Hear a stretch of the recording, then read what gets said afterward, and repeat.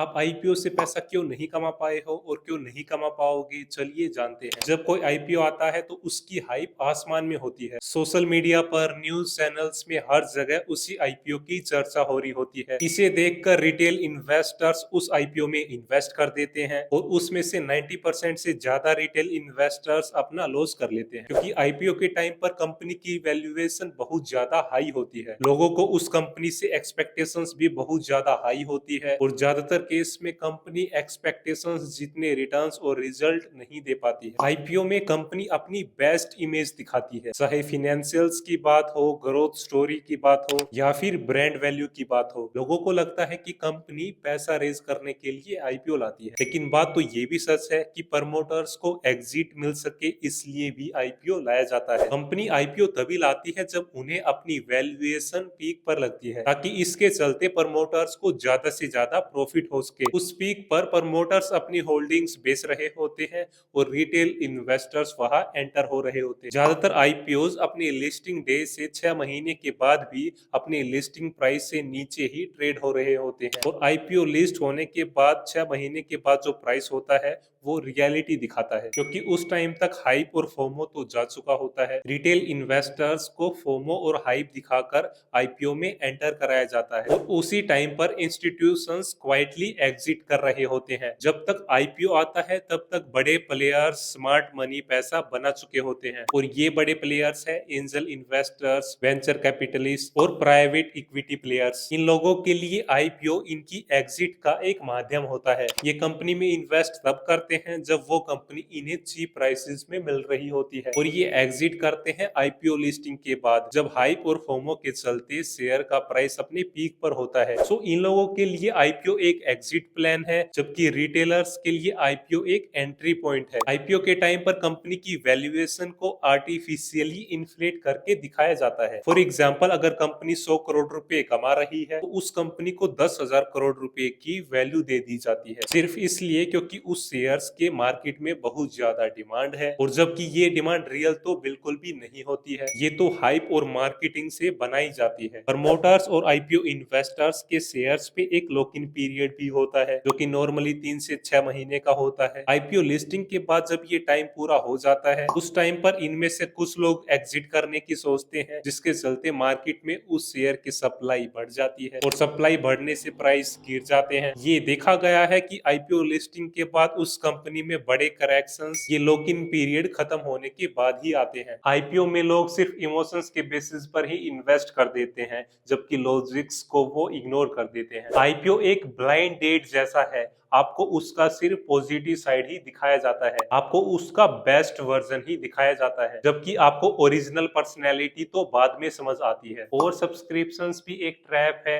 News channels में ये news बनती है कि ये आईपीओ ओवर सब्सक्राइब्ड है, जिससे लोग ये सोचते हैं कि इस आईपीओ की तो बहुत ज्यादा डिमांड है। लेकिन याद रहे, ओवर सब्सक्रिप्शन सिर्फ डिमांड दिखाता है, वैल्यूएशन जस्टिफाई नहीं करता है। हार्ड मेंटेलिटी भी एक कारण है लोगों का आईपीओ में लॉस होने के पीछे। अक्सर आईपीओ में पैसा क्राउड से अपोजिट सोचने से ही बनता है। मीडिया और ब्रोकरेज हाउसेस की जो रिपोर्ट्स होती है वो भी बहुत ज्यादा ट्रांसपेरेंट तो नहीं होती है, क्योंकि उन लोगों को कंपनी से पैसा मिला होता है ताकि वो उस कंपनी की पॉजिटिव पीआर कर सके। ऐसा दिखाया जाता है कि उस कंपनी के फंडामेंटल्स बहुत ज्यादा स्ट्रॉन्ग है, जबकि रियलिटी तो कुछ और ही होती है। आईपीओ में इन्वेस्ट करने का एक बड़ा रिस्क ये भी है कि उस कंपनी की हमारे पास कोई खास पास्ट परफॉर्मेंस नहीं है, उस कंपनी का कोई खास ट्रैक रिकॉर्ड नहीं है। तो देखा जाए तो आप एक तरीके से ब्लाइंड इन्वेस्टमेंट ही कर रहे हैं और ब्लाइंड इन्वेस्टमेंट में प्रॉफिट नहीं मिलता है, सरप्राइज मिलता है। आईपीओ एक लिक्विडिटी इवेंट भी है। जब तक कंपनी प्राइवेट होती है उस कंपनी के जो शेयर्स होते हैं वो सिर्फ पेपर्स पर होते हैं, लेकिन आईपीओ के बाद वो पेपर कैश बन जाते हैं। वो लोग वहां पर एग्जिट करते हैं और रिटेल इन्वेस्टर्स वहां एंटर करते हैं। आईपीओ में ओवर सब्सक्रिप्शन का मतलब है कि वो कंपनी हाई इन डिमांड है, लेकिन इसका ये मतलब नहीं है कि वो कंपनी उतनी ही प्रॉफिटेबल भी है। पेटीएम 180 टाइम ओवर सब्सक्राइब्ड था, लेकिन वो आईपीओ लिस्टिंग के बाद 70% तक क्रैश हुआ था, क्योंकि पेटीएम का बिजनेस लॉस मेकिंग था। हाई डिमांड से वैल्यूएशन बढ़ती है, लेकिन उससे रिटर्न्स कम हो जाते हैं। आईपीओ की टाइमिंग कंपनी के हिसाब से तो परफेक्ट होती है, लेकिन शायद आपके हिसाब से उतनी परफेक्ट नहीं होती है। कंपनी अपने पीक टाइम पर आईपीओ लाती है जब मार्केट में पॉजिटिव सेंटिमेंट्स होते हैं, जब इन्वेस्टर इंटरेस्ट काफी हाई होता है, लेकिन उस टाइम पर उस कंपनी का शेयर प्राइस भी तो अपने पीक पर होता है। वहां पर अगर रिटेल इन्वेस्टर्स इन्वेस्ट करेंगे तो उनके रिटर्न्स तो कॉम्प्रोमाइज होंगे ही। आईपीओ लाने से पहले हर कंपनी 2-4 सालों में अपने फिनेंशियल्स को बहुत ज्यादा अच्छा कर लेती है, या वो अगर अच्छे नहीं भी होते हैं तो अच्छे दिखाने की कोशिश की जाती है। एक्सपेंसेस हाइड करके, शॉर्ट टर्म प्रॉफिट इन्फ्लेट करके, वन टाइम इनकम शो करके एटसेट्रा, ताकि प्रोस्पेक्टस में जो नंबर्स हैं वो अट्रैक्टिव लगे। जबकि रियल प्रॉफिट तब समझ आता है जब आईपीओ आने के बाद के 2-3 क्वार्टर्स के रिजल्ट आ जाएं। जो फेमस आईपीओज होते हैं लाइक पेटीएम, मामा अर्थ, नाइका, जोमेटो एटसेट्रा, तो लोगों को लगता है कि ये कंपनीज तो फेमस है, इनका बिजनेस तो स्ट्रॉन्ग ही होगा, इनका प्रॉफिट अच्छा ही होगा, लेकिन ऐसा जरूरी बिल्कुल भी नहीं है। आईपीओ वैल्यूएशन ब्रांड के नेम पर नहीं, कैश फ्लो के बेस पर होती है। देखा जाए तो रिटेल इन्वेस्टर्स का रोल यही है ताकि वो इंस्टीट्यूशंस को, बड़े प्लेयर्स को एग्जिट लिक्विडिटी दे सके, क्योंकि बड़े players, institutional funds, venture funds IPO आने से पहले ही उस कंपनी में इन्वेस्ट कर देते हैं। आईपीओ आने तक तो वो अपनी इन्वेस्टमेंट को 10x, 50x, 100x तक कर लेते हैं, और फिर आईपीओ के टाइम पर जब हाइप और फोमो के चलते शेयर का प्राइस बहुत ज्यादा ऊपर होता है, उस टाइम पर वो एग्जिट कर देते हैं। आईपीओ के बाद जब स्टॉक गिरता है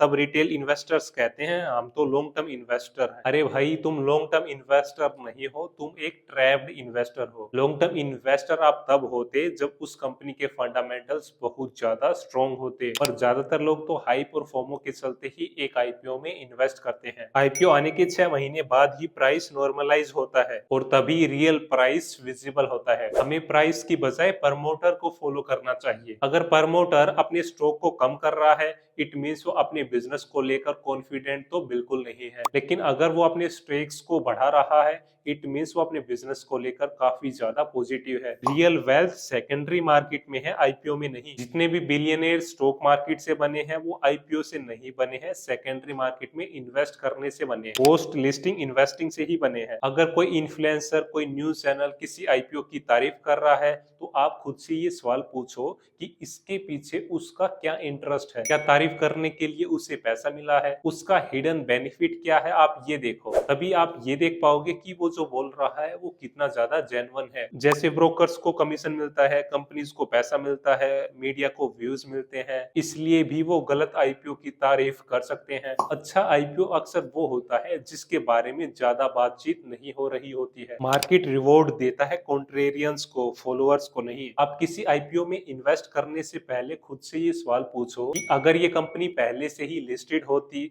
और इस करंट प्राइस पर मुझे ये कंपनी खरीदनी होती तो मुझे इस कंपनी को खरीदना चाहिए या फिर नहीं खरीदना चाहिए। प्रोस्पेक्टस की बात करें तो वो भी बहुत ज्यादा ट्रांसपेरेंट तरीके से सारी इंफॉर्मेशन इन्वेस्टर को शेयर नहीं करता है। अक्सर वो ही इंफॉर्मेशन दी जाती है जिससे कंपनी को बेनिफिट हो, वो सच कई बार छुपा लिया जाता है जिससे कंपनी को लॉस होगा। और वैसे भी प्रोस्पेक्टस काफी पेजेस का होता है, उसको पूरा तो कोई भी शायद ना ही पढ़े। प्री आईपीओ राउंड्स भी अनफेयर एडवांटेज क्रिएट करता है। जब एक कंपनी आईपीओ लाती है तो उससे पहले 3 से 5 फंडिंग राउंड्स हो चुके होते हैं और उन सभी में वैल्यूएशन मल्टीप्लाई होती है। जो इन्वेस्टर्स अर्ली स्टेज में आए हैं उन्हें शेयर 10 से 15 रुपए में ही मिल जाता है, लेकिन आईपीओ में वो 700 से 1000 रुपए का मिल रहा होता है। तो देखा जाए तो रिटेल इन्वेस्टर्स आईपीओ में इन्वेस्ट करके इन बड़े प्लेयर्स की एग्जिट को फंड कर रहे होते हैं। आईपीओ के टाइम पर उस कंपनी के एम्प्लॉयज को जो ईसॉप्स मिले होते हैं वो भी अनलॉक हो जाते हैं। एम्प्लॉयज अगर वो शेयर सेल करेंगे तो मार्केट में सप्लाई बढ़ेगी जिससे प्राइस गिरेंगे, और ये लोग लिस्टिंग डे का ही वेट कर रहे होते हैं। अगर कंपनी प्रॉफिट नहीं कमा रही है तो उसके आईपीओ में इन्वेस्ट करना रिस्की है। ऐसी सिचुएशन में पैसा रेज करना कंपनी के लिए सर्वाइवल है। और अगर कोई कंपनी आईपीओ लिस्टिंग के बाद बहुत अच्छा परफॉर्म करे भी तो चूंकि आपने बहुत ज्यादा हाई प्राइसेस में उसमें इन्वेस्ट किया था तो आगे चल के काफी लंबे टाइम तक आपको एवरेज रिटर्न्स ही मिलेंगे। आप ऐसे ही वैल्यूएबल कंटेंट के लिए इस चैनल को सब्सक्राइब करें। इस वैल्यूएबल कंटेंट को अपने दोस्तों के साथ जरूर शेयर करें।